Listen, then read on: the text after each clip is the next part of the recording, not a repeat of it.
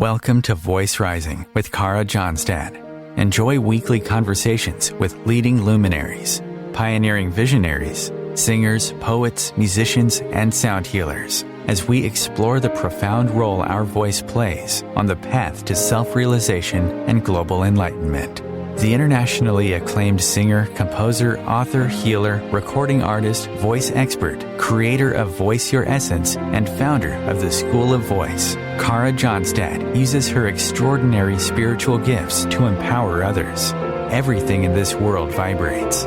Everything has a frequency. A pioneer in the field of voice work and transformational songwriting. Her breakthrough methods are helping thousands of people worldwide fine-tune their body-mind-spirit system and unlock the energetic frequencies of limitless creativity, health, and abundance. Share your voice, ask your questions, join in the conversation. Receive life-changing, positive transformation and rise together to create a sound world. And here's your host, Kara Johnstad. Hi, everybody. Welcome to Voice Rising. Today, I am with Grammy-nominated percussionist, flautist, and internationally recognized educator, performer, and composer Marla Leigh Goldstein, founder of the Frame Drum Academy online, with students learning together worldwide. Marla has recently launched her debut music video and album. We're going to be talking about that today. We're going to be listening in. It's called Rhythms of Toph Miriam. Welcome, Marla, to Voice Rising. Oh, thank you so much, Kara. It's truly an honor to be here with you and your community. Thank you. And it's an honor to, be sharing this show with you, too. You have a album out there, which is gorgeous, which is really takes us on a journey. It's one of those albums that we can use to go very deep and at the same time be regenerated and rejuvenated and get a lot of visions and pictures that come to us. You dedicate it to, it's called The Rhythms of Toph Miriam. So you're inspired by the prophetess Miriam. What is the story? What drew you to this story? How did you know there's a story? I thought there might be a story. There's a big story. So a big story. Woo! It's a big story. Yeah, it's like a one of those life-changing stories. So I've been very drawn to Miriam the prophetess, since I was a little girl. My name in Hebrew is Miriam. And so I've been a musician my whole life. I started music when I was 3. I started with piano, probably like you. And then I went to flute. And then I found the frame drum, and I fell in love with this instrument. And I didn't know about the roots of this instrument at all until a couple months into studying it. Studying it to where I changed my major in college from flute to percussion. It was a big... So anyway, I learned about the rich history with the frame drum and how women in cultures around the world played this instrument. And in one of the traditions, in the Jewish tradition, Miriam the prophetess played the frame drum. And she played it in the pivotal moment when the Israelites were freed from slavery. And, it's like you're in the desert for all those years. What are you going to bring? You're going to bring your frame drum? No, you're going to bring food, water. But Miriam was a prophetess, so she saw into the future. And so she brought her frame drums. And then in the moment when the Red Sea split and the Jews were freed, Miriam came out with women and song and timbrel. And it talks about it in the book of Exodus. So in this beautiful moment, she came out celebrating it with the frame drum, with women singing and dancing and drumming along. So I wanted to go to Israel and do like a bibliodrama of this moment, of freedom. And so this is where the seed of the album was created. So you flew extra to Israel, although you have lots of studios in California, just to feel the essence of Miriam. I was on a world tour, and I said, I'm going to end it in Israel. I don't know who I'm going to record with. I don't know how I'm going to do a video. I just know it's going to happen. And then I had a gig in Germany, and I met this amazing Israeli artist, and she said, "Oh, you should call this, studio in Israel." Yeah, and I should, and Noam should be your videographer. And I met with them, and it was like they say b'sher in Hebrew. It means meant to be. And in fact, it went so well that my studio guy ended up having cancellations, and the weeks that I was there, and we ended up doing an album. So originally it was just going to be one song and a video, and I fundraised it through my community, and then all of a sudden I was like, I'm making an album. So all of these songs were created within just a few weeks. Yeah, that's fabulous. Because I mean, the one thing is because you are totally walking your talk and living it, right? I mean, I think the rhythms, they just fly from your fingers. So probably to create an album was just a magical moment. But also what you just said is also magical because your community, and that's something you're very good at. You do have a Frame Drum Academy, and you have a very loyal and strong community. And that is precious in itself, to be able to say, oh, you guys, I have this opportunity. I'm, whatever, in the desert or in Israel, needing to do an album. How would you like to share in the experience? And I think that's very magical. I think that a lot of independent artists don't realize that it's this heart connection that makes good things happen. Right? So let's... Oh, that's beautiful. Yeah, it is. So let's play the track. This is basically the title of the album, Rhythms of Tov Miriam. Is that correct? Did I? Yeah. Yeah? Uh-huh. And can I just talk a little bit about the song a little bit for the listeners who have a musical ear, which I think most of your listeners do? So the song, it's broken into two parts. And the first part represents when the Israelites were like slaves in the desert. They were walking and they were just wandering, but they knew they had a sense of freedom. They knew they were going to be freed. And then the second part is the freedom. It changes, and you'll see it's more upbeat. And if anybody, and they're in two different time cycles. So if anybody can tell me the time cycles, you get lessons for the rest of your life. Ooh! That is very, in German we say verführisch. That's like seducing them into deeper listening here. Okay, let's listen to Rhythms of Tov Miriam. And this is the title track off of Marla Leigh's latest album.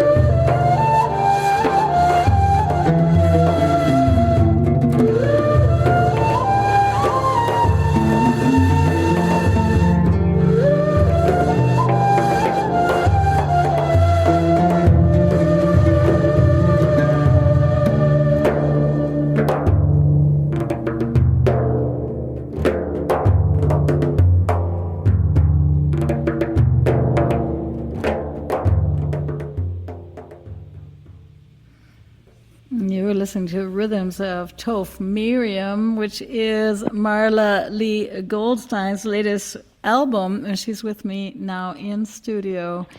Marla, they say about this album that it's all about staying positive through challenging times by using the universal language of rhythm to help us discover our genuine connections. And maybe, too, to give us the strength and the resilience, because if you think of that scene that you were describing from these biblical times, we have many situations on the planet where people are not only celebrating their freedom, but where people are also needing the strength to unite together, behind a certain vision of what they want.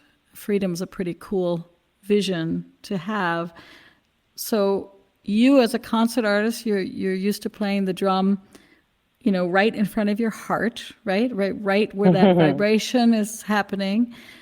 But like we said before, you're also leading communities. So how does the drum help us to raise the consciousness of humanity and reconnect to each other?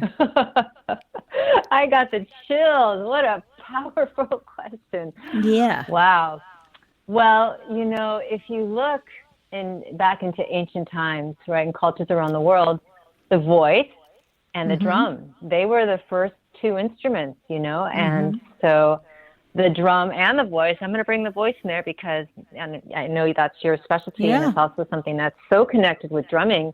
But, cultures around the world would use the drum to gather community, to celebrate sacred rites of passages, for, to celebrate weddings, to celebrate funerals, for rituals, for war. I was told that the drum was used as the sound for war. So, in these ancient cultures, it's been used for thousands of years as a community builder, whether it's to celebrate, birth, a death, or to let people know that there's a war going on. It's an awakening sound. And it's something that also, you can also enjoy by yourself. You can pick up the drum and you can sing, and it's very healing for yourself, but it's also a beautiful way to bring community together. It's like what would you rather do with your friends, right? Watch Netflix or play drums and sing? Play drums. So it's this beautiful community builder, and it also has really rich roots in these ancient, practices of celebration with rituals and sacred rites of passages and stuff like that. So, I think we're bridging the ancient to the modern day culture through connecting with the rhythms of drumming. Now, we don't know what rhythms they were playing thousands of years ago. I wish, in the world of frame drumming, we can see ancient images dating back to as early as 5300 BCE, but we don't have audio recordings. So we don't know what rhythms they were playing, but we can see how they were holding the drums. We can see what kind of, how they were using the drums, what kind of outfits they were wearing, the kind of, vibe with that, but we don't have audio recordings. So I wish we did. but we have eardrums, every one of us, and we have all heartbeats, and right smack in the middle is our voice or our larynx. And the amazing thing that I always like to, when I'm teaching voice, is that there are a lot of people that struggle with rhythm. They feel that they're not rhythmical, right? And as soon as you take words, like as soon as you say, I don't know, butterfly, and then you say, oh, well, that's, takida, or, 1, 2, 3, and then it makes it so easy, right? Because behind words, behind language. So what we do know is that, weirdly enough, like you said, the drum and the voice, those are our instruments. And as soon as we start shifting little sounds, bata, ga, wawa, si, ga, as a babies, and we start rhythmically creating this drum beat behind our sentences, which I think is very powerful, because without the rhythm, it wouldn't be anchored in time and space, right? Which is I love cool. that. I love that. And I love putting these words like, I love chocolate, I love chocolate, I love chocolate. 5. or mama, papa, mama, papa, mama, papa, right? Yeah. And so I think a lot of people don't realize how innate drumming is. And that's what's so cool about these drum circles. You see people coming for the first time. Maybe they're just hitting it once in a while, and suddenly it'll sync. They'll all be in sync. In the beginning, it's chaos. But suddenly you feel this unity consciousness, and everyone starts breathing together, and everyone starts playing together. And of course, if we could put the chocolate sauce on top, we'd have everyone singing together, right? and that is the kind of world that I personally would love to see. Yeah, I mean, it's in creation. I don't want to even say be created, because you're creating it, I'm creating it, and many people are creating it. So, So we're going to take a very short break, and then we're going to be back. Can I add more. one thing? Yes. Can I add one thing too? Yes. So, when you're saying about these drum circles and people gathering, what they're doing is they're remembering, because really when you look at the first sound we hear, what's the first sound we hear? We hear the sound of our mother's heartbeat, right? So you're remembering, and it's like everybody can drum, everybody can sing, right? It's like, right. So it's a remembering and connecting to that. So beautiful. Let's take a small break, and then we're going to be back with more about sacred frame drumming.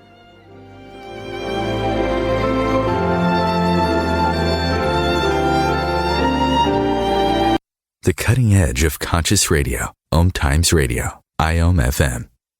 OMTimes magazine is one of the leading online content providers of positivity, wellness, and personal empowerment. A philanthropic organisation, their net proceeds are funneled to support worldwide charity initiatives via Humanity Healing International. Through their commitment to creating community and providing conscious content, they aspire to uplift humanity on a global scale. Connect at omtimes.com. OMTimes, creating a more conscious lifestyle. With happy clients all over the world, Kara Johnstad knows that your voice is the missing link to more authenticity, abundance, creativity, and health. An internationally acclaimed voice expert, Kara's breakthrough methods have helped thousands of people successfully heal their voice wounds and extinguish the story of self-doubt and shyness forever. Join in group trainings, attend online sessions, schedule one-on-one time, and invite Kara to work with your organization and community. Get started today. Go to www.karajohnstad.com and receive a special guided meditation designed to fine-tune your inner voice and welcome you on the voice journey. This is Kathy Beal, host of Celestial Compass, featuring astrology you can use. Celestial Compass points you to what's going on in the sky and what you can do with it down here on Earth. We also explore fun, effective, and cosmic tools for navigating this adventure we call life. Join me the first and third Monday of the month at 5 p.m. Eastern Time for Celestial Compass. It's enlightening, entertaining, and empowering. If I could be you, and you could be me, for just 1 hour. If you could find a way to get inside each other's mind. Walk a mile in my shoes. Walk a mile in my shoes. Walk a mile in my shoes. We've all felt left out. And for some, that feeling lasts more than a moment. We can change that. Learn how at belongingbeginswithus.org. Brought to you by the Ad Council. Walk a mile in my shoes.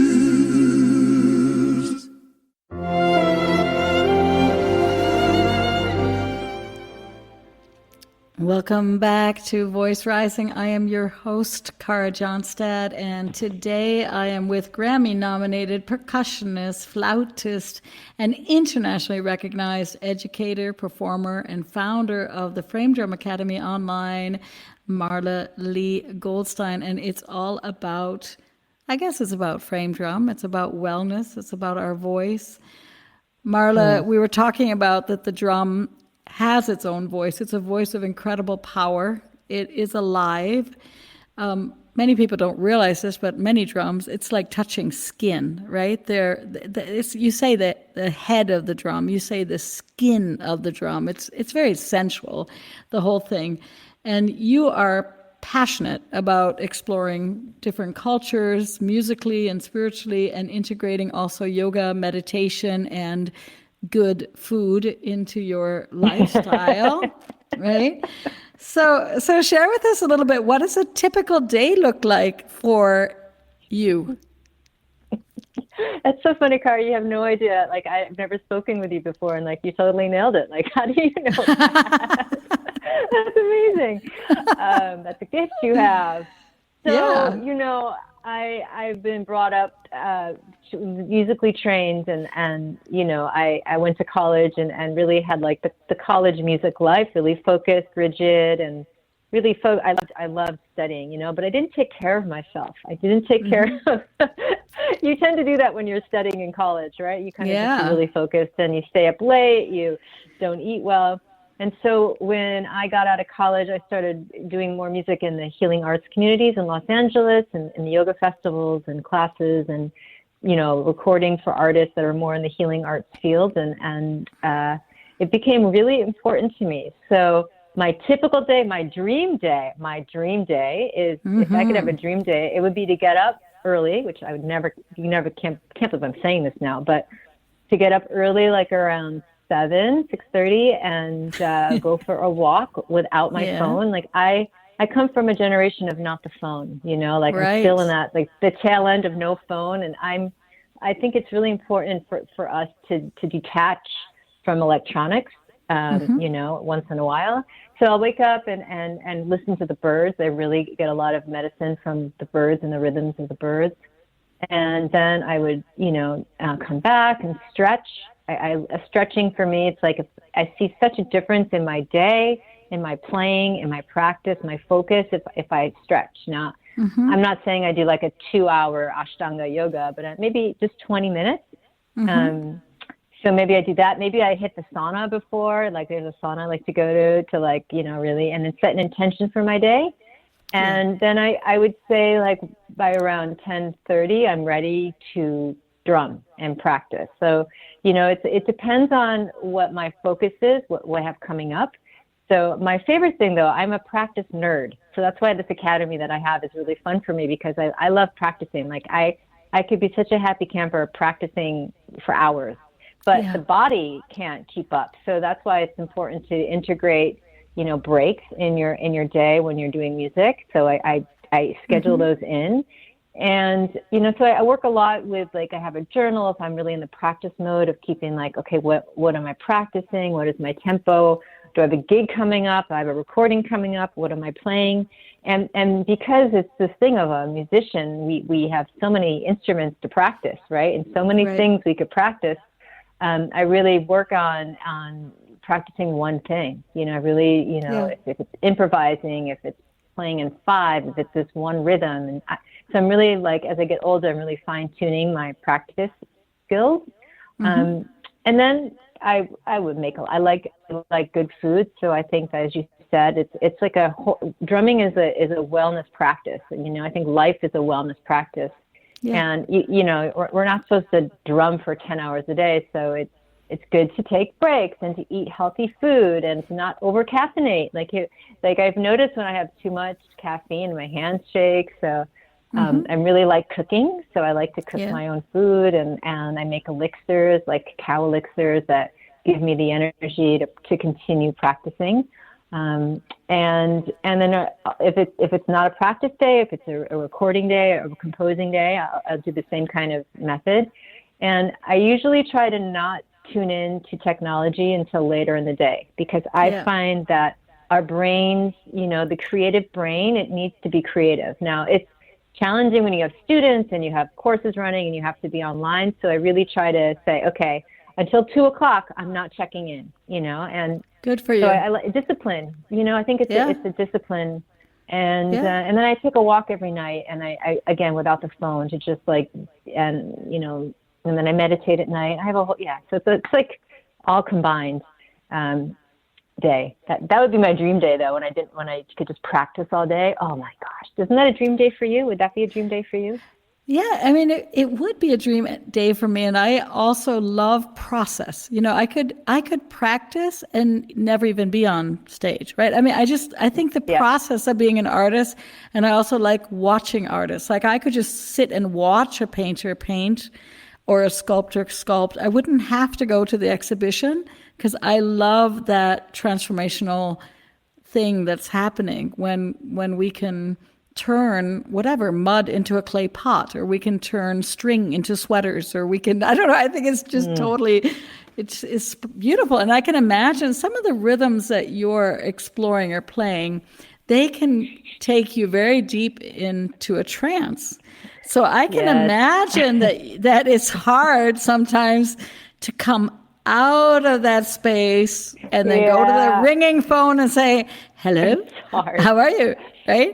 So I think it's really, I think it's precious that you are clear with that. I also I always say to people, I have 2 days. I have my morning kind of as an artist, and I also make a very good lunch. I normally meditate after lunch, and then I start my coaching day.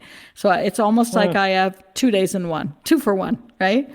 So I think that's fantastic. I want to play another song. I have off a of this. nighttime. I wanted to share my nighttime thing. I forgot to tell you what I do at nighttime. So nighttime, nighttime it gets crazy. So like I finally manifested a home where I can drum at any hour, and I have fantastic. like Himalayan pink lamp salts, and I play my drums, and I do what you're saying. I play those rhythms, those crazy odd metered rhythms, and I'll go off. And I'll do it like right before I'm about to go to sleep, and then I lie down and I meditate, and it's like it energizes me, but it relaxes me. It's an interesting way to end your day, but I love it. I love drumming before bed. Yeah, I mean that is what's so precious. This deep relaxation and this amazing rejuvenation at the same time. I think there are very few things that can do that. And I think that people that go deeper into music, they understand that music gives us energy. And at the same time, that relaxing spaciousness that happens when we are doing certain types of music, not all types of music, but certain types of music. Yeah, not all types of music, but certain types of music, it's amazing the harmony that happens inside of our body. So share with me, Marla. Marla, share with me a little bit about your track, Awakening. Now that we're talking about sleep, what about the awakening? What about Awakening, Marla? Okay, so this track, actually, when I found out, again, I didn't know I was going to make it an album. I thought I was just going to record this Rhythm to Toph Miriam song. And when I found out that I was going to do an album, I woke up at 4 a.m. with this conversation with the drums. And I got the chills, and I was like awoken, So it's nice. It's a song that is really like awakening your dreams, awakening to your calling. It's kind of like that's kind of the theme behind it. And actually, we just made a music video for this one that will be released at the end of the year. It's beautiful. It's in a cave. It's in an ancient cave. So, and I play everything in this song. So it's all me. It's all you. Awakening. The essence of Marla, Awakening. Well, let's listen in. Awakening.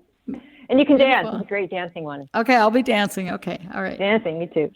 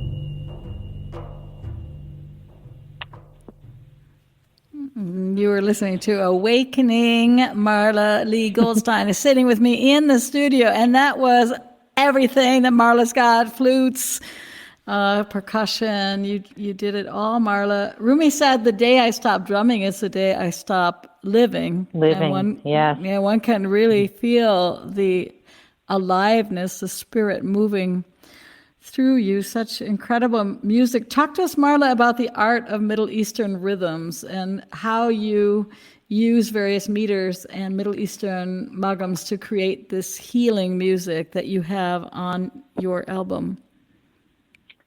Well, in the world of drumming, right, you have traditional rhythms and then you have your own rhythms. And I've always been a person to create her own thing. When I was studying music, classical music, I always wanted to improvise, and my teacher would never let me. Of course, I did it anyways.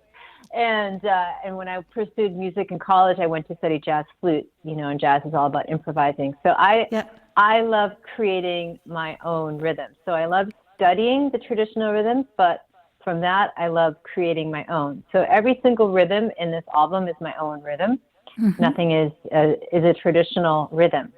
And so that's fun too, because it gives me full creativity, right? Like with the traditional rhythms, it's like if you don't play it right, if you don't, and you say it's in traditional rhythm, it causes all kinds of havoc. So I really love just I love being creative and being able to play my own rhythms, and I like it. If I like it, that's what matters, And then the maqams is something that, it's very, very true to Middle Eastern music, and these are scales, and these are scales that the composition, the traditional compositions are played in, and so in the melodies, I wrote the melodies first, and then we figured out, it's in this maqam. It's in this maqam. So it wasn't. They weren't based off the maqams. They were based off the melodies. And I've always veered towards, minor melodies and with twists. And it's just been something I've loved my whole life. And then we figured out what maqam it was in. And then we talked about it when we talked about the songs. And then we also tune our drums. So we spent a lot of time tuning the drums to match the tonality of the piece. And so it's like a whole orchestra of sonic heaven. And it's an art in itself to tune the drum. It's an art. Anybody who's ever had a drum in their hand knows that as soon as the room raises by 1 degree or something, the drum, again, these drums are alive. I wasn't kidding. We do say, you do have skins and heads, and I don't know what else you have. I mean, I think singers were, the voice is the only instrument connected to the bloodstream. Right? But the drum is really alive. You feel its aliveness. It's very different than playing keyboard. And it changes. The pitch does change because the wood is alive, right? The skin is alive. I mean, was at one point alive, but it's still alive. You can sense the difference between I don't know, do you sense a difference between a plastic fiber skin drum and a drum that is made from a beautiful animal that has sacrificed its life so it can become music? No, that's so sweet. I actually don't play a lot of animal skin drums right now. Okay. I have one, and that's more for ceremonial kind of purposes. But because I travel a lot, and the skin, when you have an animal skin drum, it's terrible. Like before, they used to make tunable drums. My teachers told me that they would do performances and they'd sit the drum on a light, and you would just guess that it would be tuned enough, But with the tuning systems now that we have, it's really, really nice. Now, it doesn't sound like an animal skin drum, but it sounds really beautiful. It's a different kind of feel. Yeah. But it is true. It's very, very hard to tune them. And, if you record a part, and then you go to the bathroom, your drum could change, and you have to tune it again, The warmth of your hands changes it also, right? The room, the warmth. If somebody opens the window suddenly and the wind comes in, the drum has changed, has shifted. Yeah. We're going to take a short break, Marla, and then we're going to be right back. Okay.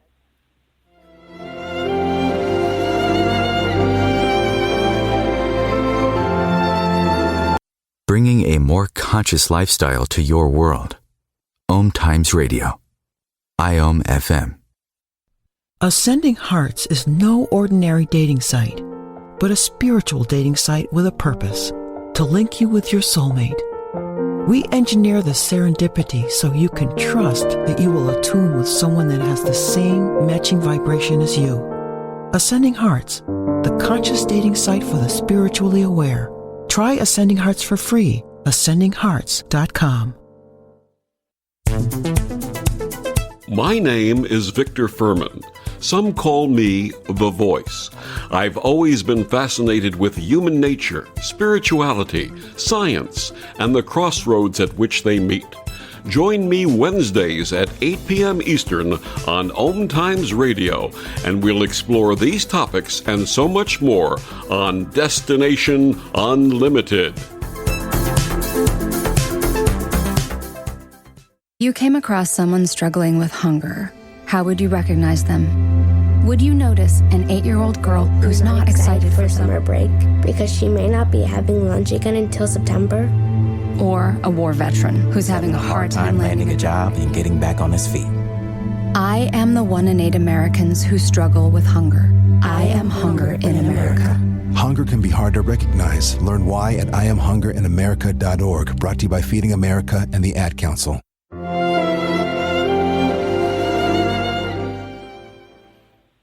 Welcome back to Voice Rising. I am your host, Kara Johnstad, and today with me in studio is the Grammy-nominated percussionist, flautist, composer, educator, performer, foodie, and, of course, I've never been called that. founder of the Frame Drum Academy online, Marla Leigh Goldstein. Marla, you'd be surprised. I was so happy to have you on the show that I've decided to learn a tiny bit of Hebrew only for this occasion. So I was learning about your one of your songs, Ahava Abba, and I read this, that most Hebrew words, tell me if this is true, can be broken down to a 3-consonant root word that contains the essence of the word's meaning. And the root word of ahava is ahav, and that term ahav in Hebrew means to give. And ahava, it's a strong love, which is to give or to have a longing for or breathing for another. So you have to share now. You have a beautiful composition, and it's very different than Awakening. And that's what I'm saying, that this album is really a journey. And for me, this album reflects the essence of life, right? So you have powerful moments of celebration, and you also have these deep moments of longing. So talk to us about the track Ahava Abba. Oh, you are so sweet. I really hope I get to meet you one day. I love this. So my Hebrew is not so good. I've been studying it since a little girl, but I don't know it so well. But I do know what these words mean. And so Ahava means love. So that's the Hebrew word for love, and Abba is the Hebrew word for father. And this song was very, very powerful to me, actually. So my father, may he rest in peace, really was such a supporter of me playing music. He was a opera singer. He used to, you like this, Kara, he would sing to me in the house with Mozart in the background, and he was a doctor. Nice. So he was, we grew up in Rochester, so we had Eastman School of Music. He was part of their choir, so I was always hearing high quality music since a little girl. And when my father was older, he got dementia and Parkinson's, and he was in a nursing home. And I would visit him, and the first thing I would do was take him to a piano. And when he went to the piano, he lit up. His face just lit up. He was in this, this daze. And when I gave him a drum, or I played for him, or I took him to the piano, he lit up. And so this song is a song I wrote with my father when he was next to me. I mean, he didn't write it with me, but his energy was there. And when I was in Israel recording, my beautiful producer, he heard me play this song on the piano, and I said, I dream of this being a string quartet, and he goes, let's do it.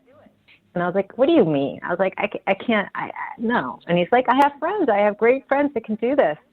And so we recorded the piano part, and he gave it to his friends, and they recorded, they recorded this beautiful piece. I was like in tears, So it's a song for remembering the loved ones, remembering this gift of life, and remembering the essence of the loved ones that are so close to us.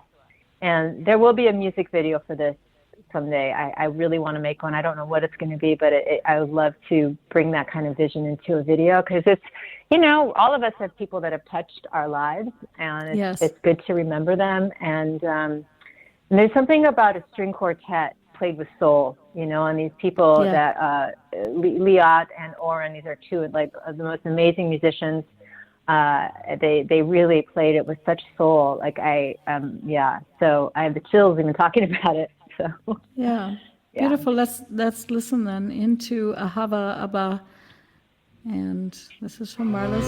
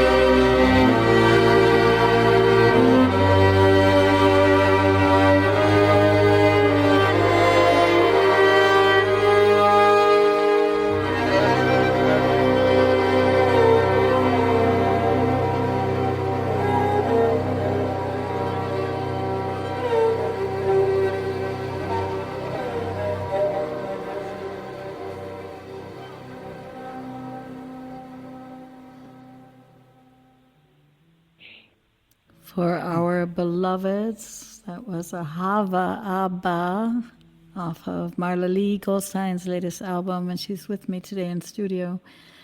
Marla, there is a 500-year-old Otomi prophecy that says when 8,000 sacred drums sound together, an intense healing of Mother Earth will commence.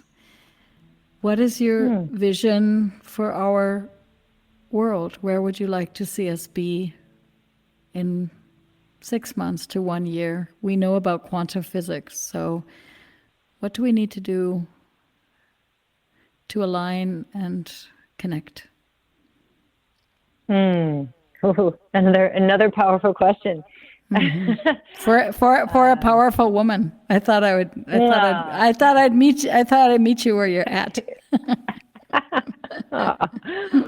Wow. Well, I feel like it starts with ourselves. I think taking care of yourself, having ways to express your pain, your sadness, your joy with not drugs, having an outlet that you can use, whether it be drumming, singing, painting, something that you can go to that really helps you release yourself and find that, freedom. And our society is really, in America, we love guns, and it's weird or it's drugs. It's like, and so I'd love to see the society shift to more of the creative, using the creative arts as a way to numb themselves, to feed their souls, instead of maxing out on Netflix or playing with guns or I don't want to, shooting innocent people's lives because they're angry, to start with taking care of themselves and feeding their soul. And I think that starts with